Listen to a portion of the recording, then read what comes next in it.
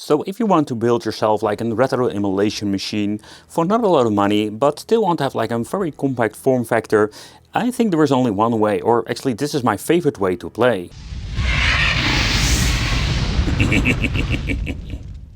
So first of all, I will go for an Xbox X input controller. We can actually use Windows with emulators and front end, but when it comes to a plug-and-play solution, I think having Bodacera on a mini PC like this is so much more convenient. No Windows shenanigans, updates whatsoever. You plug it in, you can set it up and you're ready to go. But more about that later. However, I'm just loving this mini PC, and that's what we're going to be talking about today. Because when you're going to be looking at what it can do, of course we will find some limitation with some emulators, but with this particular Elite desk we can do some pretty cool things. This thing comes with the AMD Ryzen, one of the first generations, but when it comes to the onboard GPU, because things such as this super compact design but still have enough power to emulate all kinds of different systems.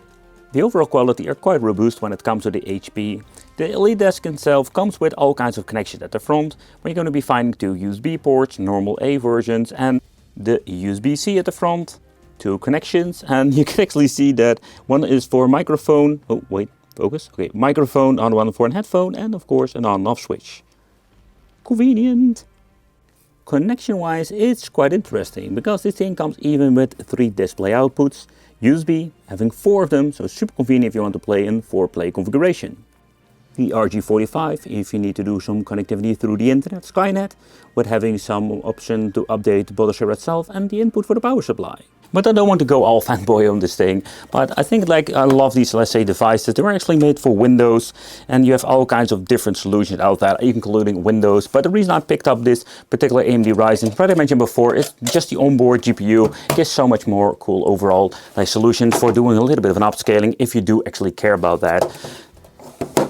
Okay, wait, I have a brain fart. How was it? No, I was I want to slide it, but I need to actually wait. There was... See, that's the thing I was searching for. Let's open it up. But when you're going to be looking into the internals, like one of the convenient things, if you need to replace the battery, you can just do that fairly easy. The CR2032, do I say correctly? 32? Yeah, 32. So we do have like different connectivities when it comes for adding an NVMe and for storage capacity. However, there is no 2.5-inch drive, so we don't even have like a bracket in the inside. We don't have a SATA connection. I think that is maybe the downside to this. So just cooling wise, these things are very silent, but when you can see, like, you can even get into the fan fairly easy by removing it. So this thing actually runs with dual channel memory, so you can swap it out for more. If you have like a single slot, you can add another one. So, you know, maintenance wise, these things are like superb. Like, I love it. Like, you can pull them apart fairly easy if you need to replace thermal paste or do some cleaning or like removing the dust. But there's no 2.5-inch drive. So if you want to build one on the inside, that is not possible. So what we're going to be doing is using one externally. I want to be clear about the Bodacera situation, where Bodacera can be installed on all kinds of storage devices. If you have like an SSD 2.5-inch drive, a USB stick, or just a 3.5-inch drive, you can just do it all. However, with the SATA and the SSD, that is absolutely a very cool and fast way, but there's also, I think, like the most expensive way, because SSDs are still very expensive if you're getting into like the 2 terabytes and above that at this point I'm making the video.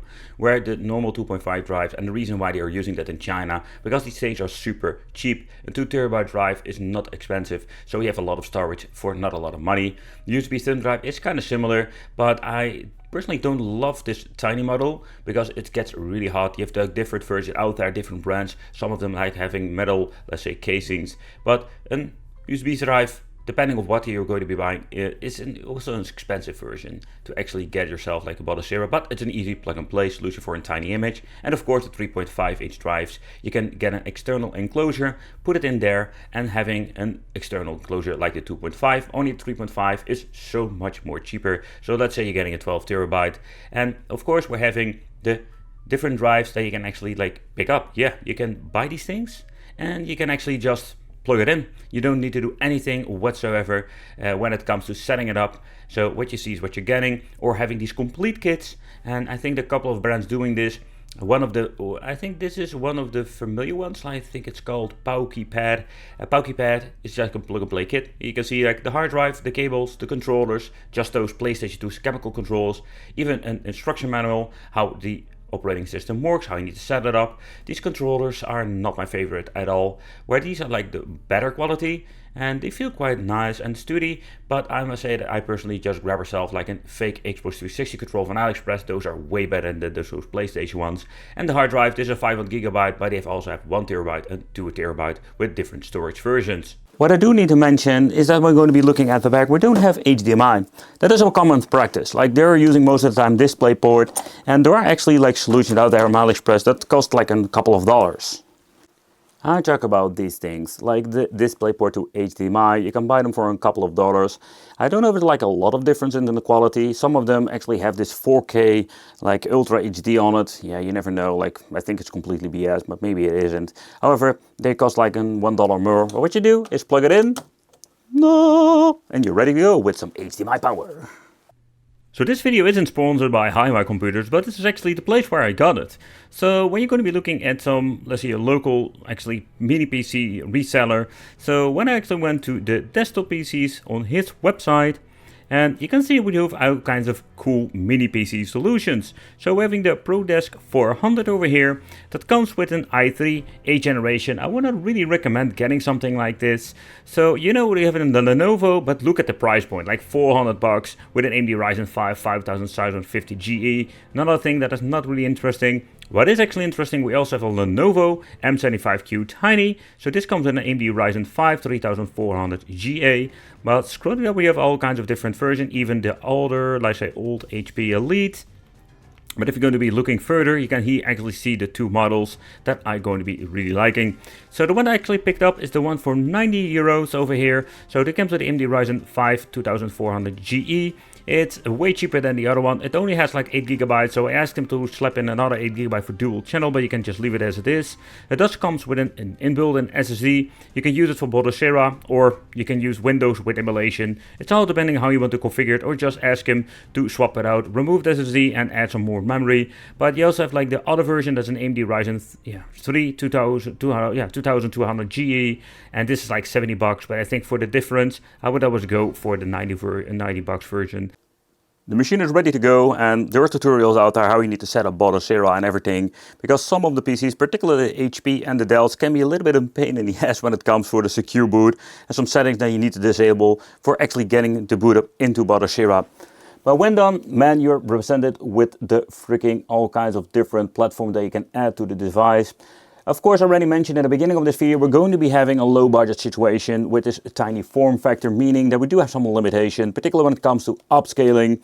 You know, it's pretty cool because we can play 8-bit, 16-bit, and there's even an option to add PlayStation 3, but take consideration it's going to be a hit or miss situation over here. So we're going to be doing a deep dive into this, but first let's do a little bit of a chit chat about system settings, and we're going to be into the information.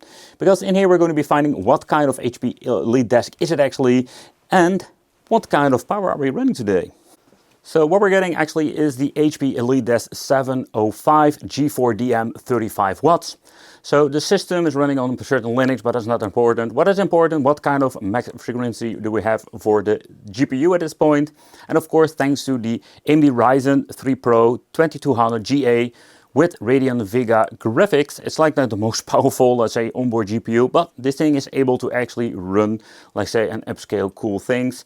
So yeah, 36 Celsius when it comes to the temperature, so that's pretty sweet, and that's one of the things I just love about this tiny form factor.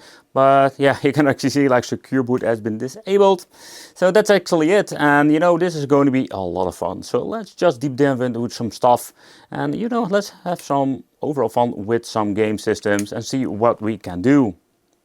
So like you see over here with Bodocera, there are some tutorials out there that also like the option to even add Steam. Compatibility is of course a different story, but you know, I understand there's even some Windows support for it, and I think I'm guessing they are using Proton, and in there we can actually like add games from Windows. And again, like it's going to be a compatibility situation, but still we do have like a lot of potential there too. Menu-wise, we can all change this out, so I don't want to go too in-depth about this. But you know, when you're going to be looking into Panasonic 3DO with the Return Fire and other games, yep, we can actually play a lot of stuff. So actually I do have audio. It's a freaking miracle. The reason why I'm saying this is that I have seen so many problems with this. Going into the sound settings, we can adjust the volume. That's not a problem. But where we do have like sometimes problems that it doesn't actually let you hear the overall music because the output hasn't been set to the right configuration. And I think in here we're going to be having all kinds of stuff that you can mess around with if you want to go into aspect ratio and everything. We can deep dive into the system over here and just mess around with the system settings, everything. And in here we can just go into the interface mode, change some things. So you can see the audio output has been set to the right, like say output, but it's actually using the internal speaker now. So yeah, that's kind of weird. And this is actually one of the ways that you need to mess around with it. I can hear the audio. I think it's not even noticeable on, yeah, it's not even noticeable over here. So let's go with 82 2. Yeah, I now do hear it. Okay, great. So that's one of the things that we need to fix, and there are a couple of things that we need to mess around with if you have no audio. Just want to implement it in the video itself. So one of the things you need to take consideration if you're going to be having an onboard GPU, we're not going to be having the real power or the raw power like a normal GPU. So, but what you can actually mess around with if you're holding the A button, or to be in this case, go into advanced game option. We can change out what kind of emulator you want to go with, or you're just leaving it on auto. And underneath we're going to actually mess around with, let's say, emulator if you have some problems, or if you're going to be messing around with, let's say I want to do a little bit of an upscaling, you can actually change it out loud here. We can even do the smooth games filtering if you want to, and this is one of the many things that you can deep dive into. So out of the box, mostly I leave it like on auto, and that's it. And if you have problems, you can switch to different emulators, see if you're going to be having the right overall emulation performance. So that's one of the things you need to tinker with, not only the upscaling, but also when it comes to, let's say, the emulator settings. With Sega Dreamcast, I'm going to be using the Dream emulator that comes with the Butter Sierra. And yeah, I can tell you that this runs pretty good, where Flycast had a little bit of problems. It's kind of weird because this is one of the things that you need to actually mess around with every single device if you're going to be setting it up, or you need to have, of course, the same situation, same setup, same hardware. But again, you will find a lot of limitation, but on native resolution, I must say that most of these things like Sega Dreamcast and Saturn will run just fine. So it's kind of funny that we're going to be running some simple MAME, and you can see that it is running on 56, let's say, frames per second. So that is not full speed, but it's just something to do with the overall configuration of the emulator itself. You know, and that's one of the things that we needed to tinker with. So let's go back, let's press the home button and start. Let's go back to the menu itself, and in here we're having Final Burn Neo. So if you go to the advanced options, we can just mess around with some other things, but you can see that we don't have overall just like control over the separate emulators, because it's actually using Final Burn Neo. Yeah, so we cannot switch always inside of the menu itself, but what you need to do, let's say I'm going to MAME, we're going to be selecting the same game. And it's highly possible it will run so much better now. But in MAME, we can actually mess around with the emulator, because we do have like different versions of MAME itself.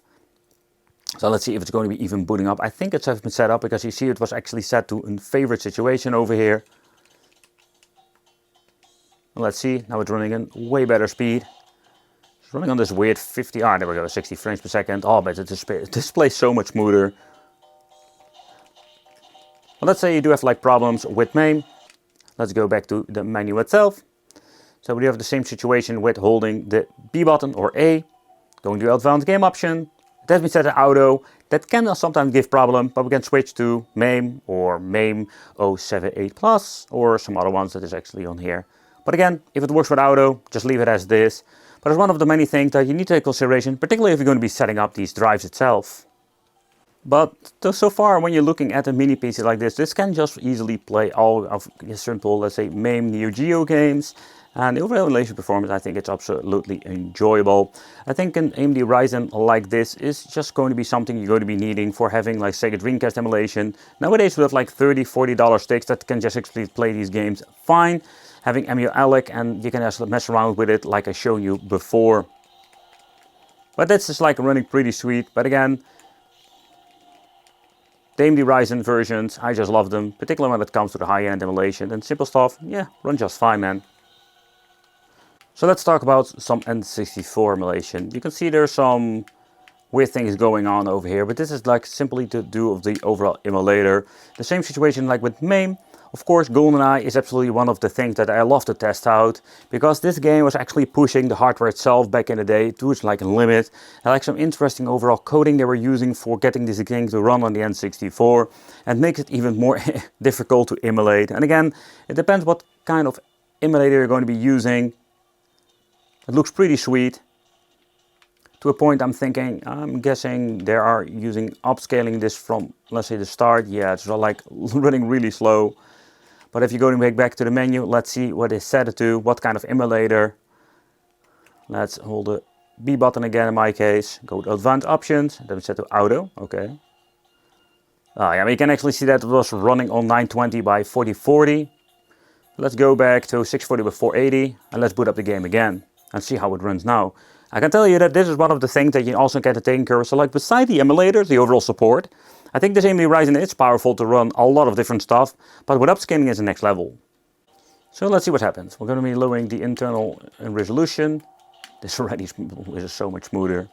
Let's boot up into the game and let's see how much frames we're getting when getting into the game itself. And take consideration, I'm still doing a little bit of an upscaling, so it's not like 100% native what I understand of. But let's see what's going on. So that's one of the steps you can actually follow. This looks so much less better. Of course, this doesn't look like great as before. But yeah, it still struggles big time. Alright, see, and this is the thing that you need to take consideration that you need to do every single time. So let's see what kind of emulator it was running on. You know, it's kind of fun also to mess. So parallel and 64. Let's go with just native resolution, or put it in auto if you want to. And just force it and mess around with different emulators to see which one is better for you. Because it was set to auto, I didn't know what kind of emulator it was automatically using. It looks really pixelated. We don't have the weird thing going on over here. You know, that's a very strange glitch. So it looks absolutely hideous. But again, what you can do is like getting the right emulator for the best overall 60 frames per second, or at least the frames per second this game you want to be playing with. Like some of the, like, I think there were some of the games were actually like 30 frames per second. Let's see if this is going to be any better. Nah, it's not better. N64 will be always an overall pain in the ass to emulate. And if you're going to be using so much better power, like newer, brand new AMD Ryzen powerful PCs can run this without any problem. But again, like, it's going to be messing with the emulator itself. It's way better playable than before, but again, messing around with it, oh boy, this takes up so much time. But let's move on to the Game Boy. What an amazing system. I have been spending countless hours on the Game Boy with many different games, classic ones, but Battletoads is one of the systems games I love to play on these emulation devices. However, this runs perfectly, no problem whatsoever. Didn't implement any bezels, you can do that, there are so many different ways. Pixel filters, you name it, you can just change it out.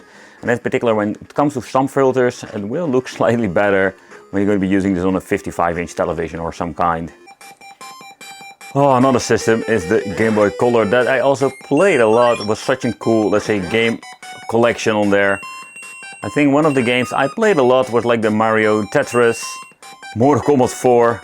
That's one of those games I can't go back to, but I just wanted to see how it runs with some Rayman. What a weird overall experience, where this is of course graphical, not better than the original game. It's kind of a cool game to be honest. I never played it. Let me know in the comments which games did you ever play for the Game Boy Color. But the emulation performance is perfect. For me, the Game Boy Advance was actually one of the last Game Boys I actually had and played on. I didn't really play that much on it, but when going back to the game collection, man, that's absolutely a massive game collection, and the overall quality was so much better than the previous games.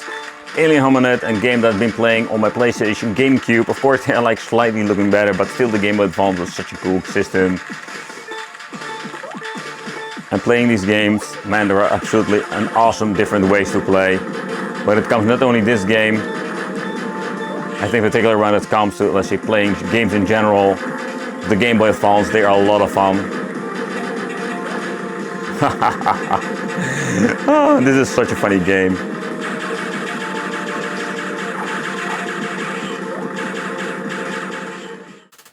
The Neo Geo Pocket is a system I personally experienced way later on. in my early 20s, and it was such a very cool game system with the tiny joystick, and I still love to play it sometimes. I do own only the Game Boy Neo Geo Color at this point, but the overall gameplay was quite good. Of course, it is not exactly the same experience because we now just have the normal D-pad, but Neo Geo Pocket was such a cool overall experience. Of course, Game Boy was so much superior due to simply having so many cool games. Like with the Game Boy and Game Boy Color, we also had the Neo Geo Pocket and the Neo Geo Pocket Color. So I have the Pocket Color original in box, but also when it comes to the LCD upgraded version, this is absolutely a very cool way to experience those old school games. Quality-wise, they're not bad at all. In my opinion, I think they're a little bit better than the Game Boy Color games. And I mean particularly when it comes to graphical part, but again, it's more like a personal thing. Maybe because I'm just a big fan of the Neo Geo games.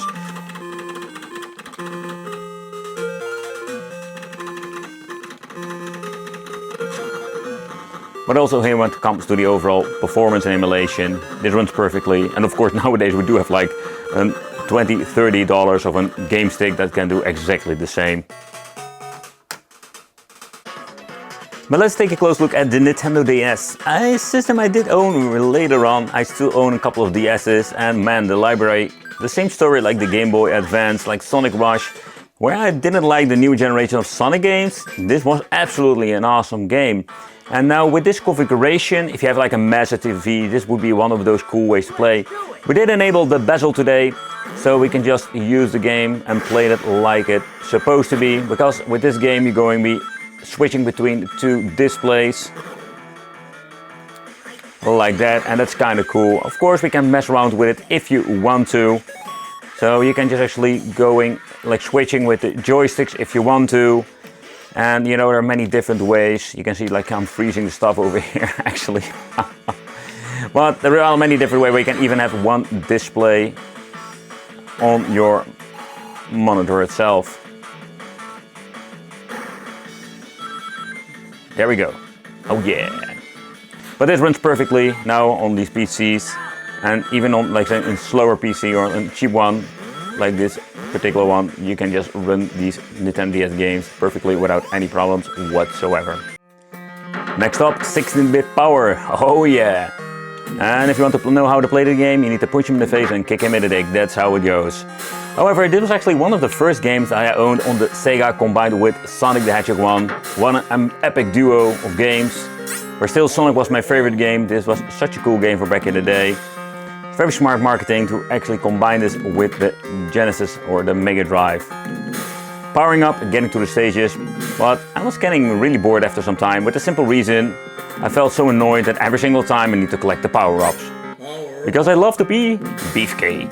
Yeah. Ooh. It's kind of interesting to see that we need to do a little bit tweaking because the CD version has widescreen shenanigans. But we do have the amazing soundtracks of this particular game.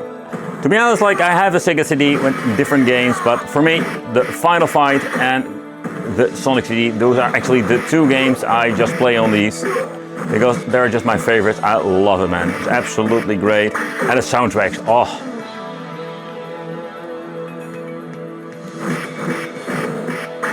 But when it comes to the fighting mechanics, I am more of a Street of Rage 2 fan when it comes to that. So, I hope you follow me here. CD version, Final Fight, but for the normal game, or the normal Sega Genesis, it's going to be some Street of Rage number 2. So when it comes to the Sonic games, I was a little bit disappointed. We didn't have any on the 32X. Yep, we have a Knuckles game. That's kind of cool with a new mechanic. But in the end, when you're going to be looking at it, this is absolutely not my favorite game. What would be cool, they're going to be making all kinds of, let's say, homebrew games on the 32X. Oh, that sounds so annoying. My all-famous game, the Mortal Kombat, like the one that I always tested out on those freaking Pandora's boxes. And there was like a hit or miss situation. Well, I think it's a little bit more demanding than other games, and that was one of the reasons. However, this runs without any problem whatsoever. I want to give you a freaking uppercut. Okay, then you're not going to be getting an uppercut. And yes, we can actually play the main games on this particular mini PC, and that's just absolutely awesome. However, I did have the option to play this on like a really low-end chips. So when it comes to this Tekken 2 game, okay, what I'm going to do now is like kicking her very slowly and very carefully. Yeah, but it runs perfectly. So let's move on to the more demanding Tekken games. But also this runs without any problem whatsoever. And yeah man, it's just a lot of cool games that you can just play now. And that for a mini PC that doesn't cost a lot of money. It's just fun to deep dive through, let's say, all of these games where we had so many struggles with or couldn't even play on those very cheap basic games. But so far, no problem whatsoever when it comes to that. Oh, I messed up the combo. Yep. The only downside I always have with the Killer Instinct game that the audio is quite low, so I need to get into the overall, let's say, emulator to get a little bit better audio. But besides that, the games run without any problem whatsoever. Oh, by the way, I just want to be pointing out, I am just bashing buttons here over here. I'm still losing. Just punch her in the face. And of course, we have some moves that I can actually do, but moving on to the Killer Instinct number 2, that runs also great on just native resolution. And native resolution, we do have emulators at the option to actually have an upscaling situation, but that's not the case what I understand of with this. So, but native, really it runs perfectly without any weird hiccups whatsoever. Well, with the arcade part, we have so many different directions where we just tried out some, let's say, Tekken MAME and other stuff that we have been seeing on many devices running great. Also, we can play some Neo Geo. And man, this system has so many very cool games.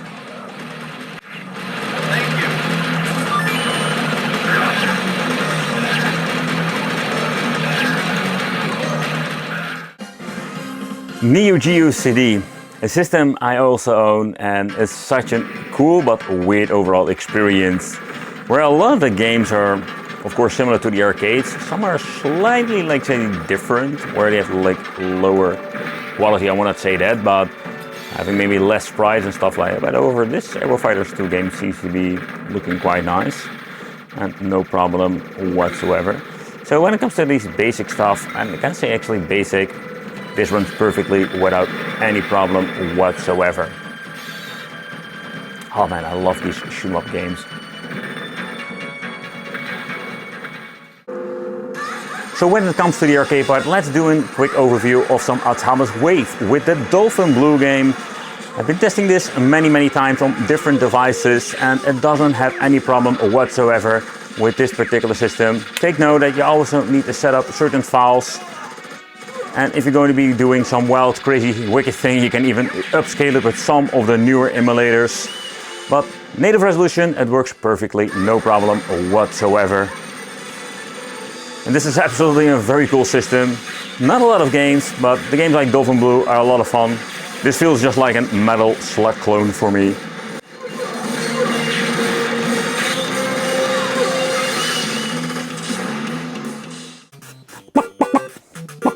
Time for some NES part, and yeah, there are so many actually different ways we can just play this. A little bit of a bummer that automatically have it set to widescreen shenanigans, so that's unfortunate. But beside that, emulation is just great. You can implement different formats, but also bezels, everything can be changed out if you want to.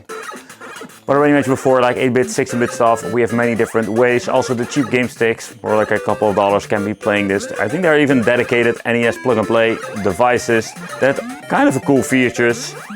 But the same goes for the Super NES. This runs without any problem whatsoever. It's kind of interesting to see that when it comes to the aspect ratio, it's kind of weird because we do have like a massive bezel, or almost a massive bezel around it. Like particularly when it comes to the left and the right part and the bottom part. But also here we have no problem whatsoever, and if you just want to revisit these old school games, it's going to be a blast to the past. I'm just playing now with an Xbox 360 controller, that plays quite nice. I can still remember playing this game. A friend of mine had this on a multi-game card. Yep, they had multi-game cards, like a 4-in-1 it was, or 6-in-1. A very small one, but it was such a cool game. Turbo mode, yeah! Another system I have been seeing a lot of, let's say, cheap game boxes is Panasonic Video. And none of them, or most of them, are not able to run video on full 60 frames per second. Where a game like Road Rash actually playing now, this is a game that's been ported to many different systems. So don't really need this to have it running on the Panasonic Video, but I think it's quite a good port when you're looking at it. Woohoo! See me flying! Oh. Yeah, he was walking back to his freaking motorcycle. Oh boy. That was one of the parts I really hated about this game. There we go. Woohoo! Personally, I never had an MSX, but this is the MSX1 with some 9042. So I do wonder how many people watching this actually had the MSX computer, because this is a completely different time area. I cannot even recall seeing this in some stores, but going back to this, it's kind of fun. And looking through the list, I did notice a lot of cool games, but of course some games are ported to the NES and many other systems, or we just have like the full original arcade versions. So I think it's just going to be like some pure nostalgia thing going on over here. Contra has been put into this list called MSX2 Plus, where I am just going to be honest, I'm completely new with MSX, so I have no idea what's going on. But this Contra is not going to be one of my favorite games actually to play, because what's happening? Like, you're just stuck in this. I do wonder if this is the original MSX, or why this calling the MSX2 Plus. It makes no sense whatsoever. Oh, that's actually how it works. Oh, I was just thinking, why doesn't the freaking stage move? But when we're going to be looking into some more old school stuff, yeah, the PC Engine is one of those systems. We can play it on many different, let's say, game sticks nowadays, so that's not going to be the reason you need to build a PC like this. But this has so many very cool games. So when I understand of what's like in the time era of the 8-bit systems, but this thing has so many cool games that looks just amazing. And Jackie Chan's was one of those games I was playing. I discovered it, like I say, many years ago. And since then I'm just going to be always playing this.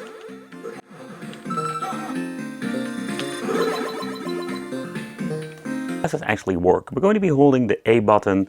So if you're going to be into the N64 list, holding the A button now, then we're going to be having the advanced options. At the right over here we get an extra menu, advanced game options. We have different kind of emulators that we can implement. But some of them we can even do a little bit of an upscaling. And that's what we're going to be doing today. So random resolution has been set to 720p. We're just going to be looking into different emulator, let's say, options, and see how far we can push it. And I think we do have like some really cool things going on over here, thanks to the GPU that comes with the AMD. This may be better than the Intel one. So first off, let's do a little bit of random resolution of 1920 by 4040, if I'm saying it correctly. So it's going to be some next level when it comes to that, see how far we can push it, and do we have a stable frame rate. Because of course we can do a little bit tweaking, we can even do a little bit more upscaling, but also downscale everything. However, let's get into some gaming. So a native resolution, this runs on many different mini PCs nowadays, so that's absolutely awesome. But one of the more appealing things with this AMD mini PC, that we do have like upscaling, and the 64 looks absolutely great. You can see that we have some minor stutters, but not to the point that's going to be making this game unplayable. So Cruise in the USA is one of those test bench games that struggles on so many cheap game boxes. But let's go into some more gaming, because in this part I just want to do a little bit of an, let's say, different games on the same systems, because some of the games have like a slightly different overall result. I do see a little bit of stuttering going on left and right, the same with Cruise in the USA. But let's deep dive into some GoldenEye action. You can see it struggles, particularly in the beginning. But getting through the game, you see the game is just playable on this high resolutions.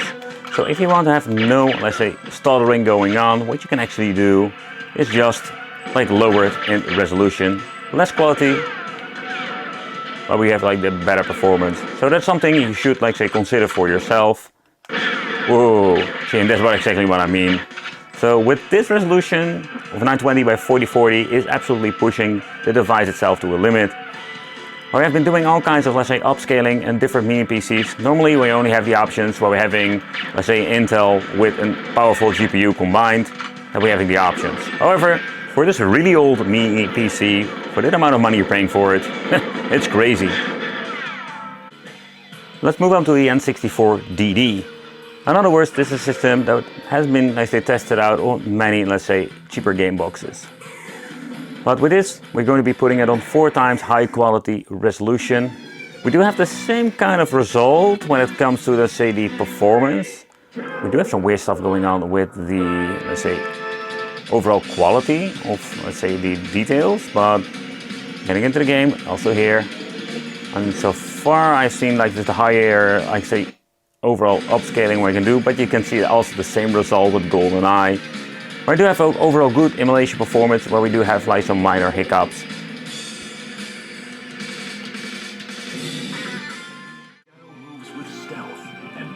With the Dolphin emulator and some GameCube, I just want to do something completely crazy. Where this is a really old specification of a CPU-GPU combination, we're going to be trying some 4K rendering resolution.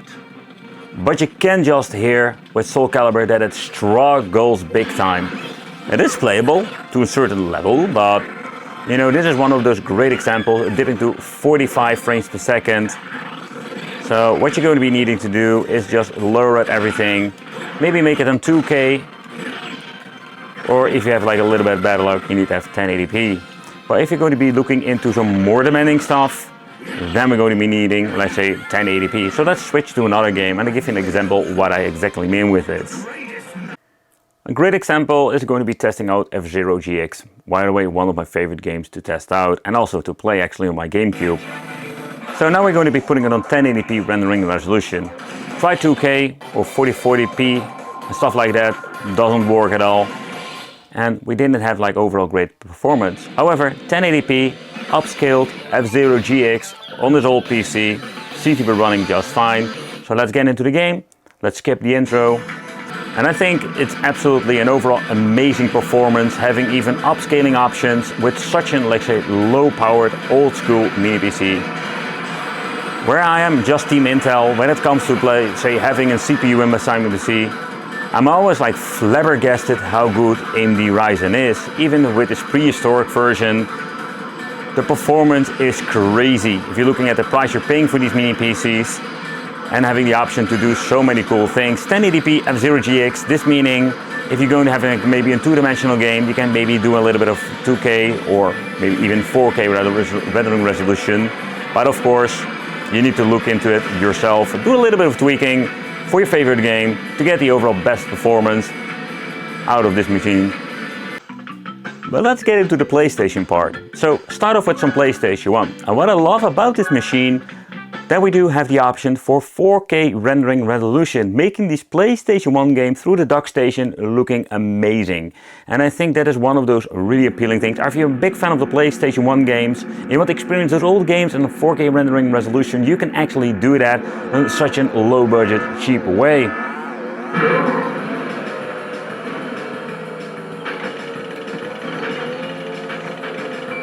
So what you can also do is getting into, let's say, higher settings if you just want to tinker with it.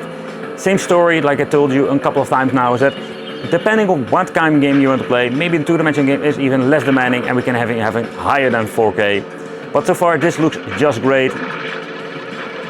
And that's one of the more appealing things when it comes to a PC. And then we can do it with a low budget product like this particular old school AMD Ryzen.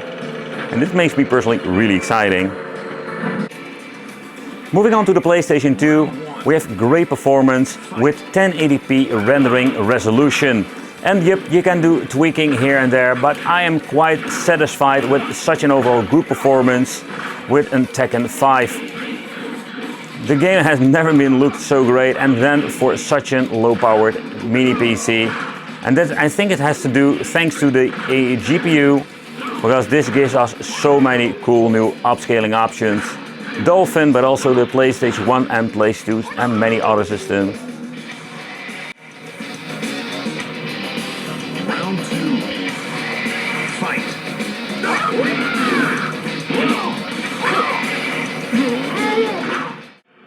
But let's try another game, a two-dimensional fighting game, and yep, we're having over here 4K rendering resolution with PlayStation. So I had the option to do this with Tekken, but I didn't want to do this because I know the two-dimensional stuff is less demanding. But you can see full 4K render resolution, great performance on this mini PC. And that's what I exactly mean. We need to do tweaking and tweak your favorite game to a certain level that makes it still playable and look amazing.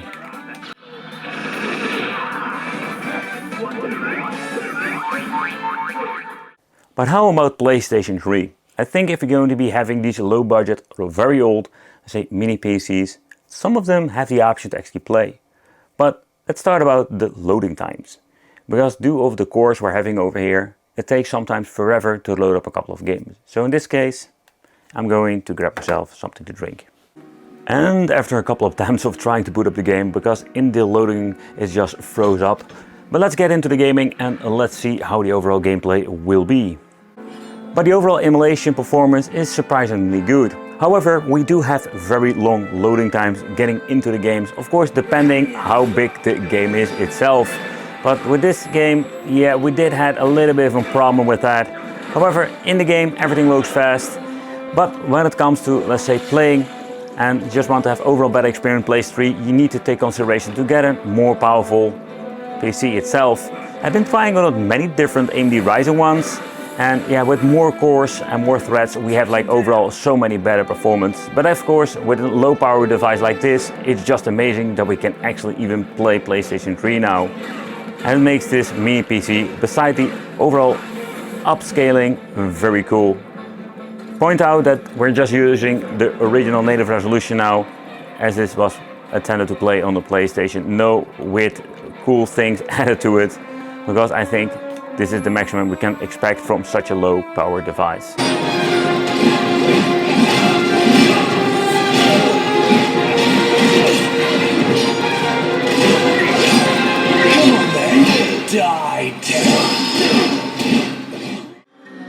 But how about when we're going to be playing a normal three-dimensional game? I've been messing with the settings quite a long time now, and I did notice with 1080p resolution we can actually play this no problem whatsoever.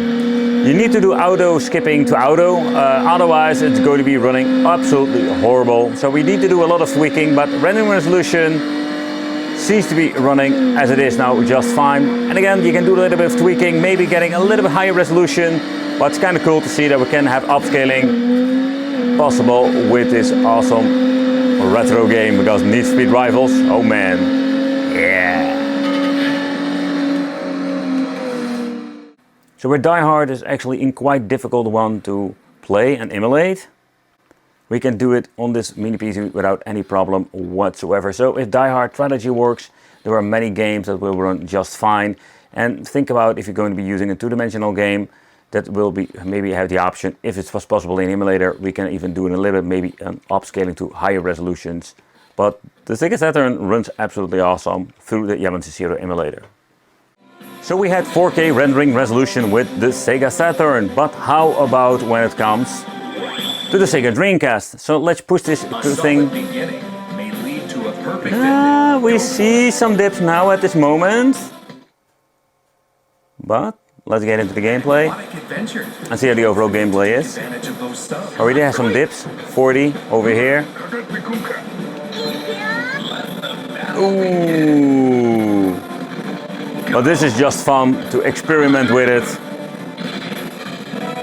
Where 4K Dreamcast, it's just too much. So we need to do a little bit of a lowering of the resolution. But you can actually do so much with a PC like this. With some limitation, we can actually enjoy some old school retro games for not a lot of money. So when it comes to this particular mini PC, I've reviewed many of them. I really love it because of the form factor and still the power that is hidden in the inside. So if you want to get into, let's say, some Batocera, so an internal drive cannot be installed on this, so that is quite unfortunate. But what you can actually do is just put Batocera on an NVMe. Of course, we need to have a converter. You can get this enclosure or in docking. They're a little bit more expensive. You connect to your laptop or PC and make your Batocera drive this way. Let me know in the comments, what do you think of, let's say, this solution? I think this is still one of the best, cheapest way to play. because of this still having a little bit of an AMD power in the inside. Of course, there are so many ways out there. So join me on the channel and it will be great to see you in the next adventure of Emulation, the jungle.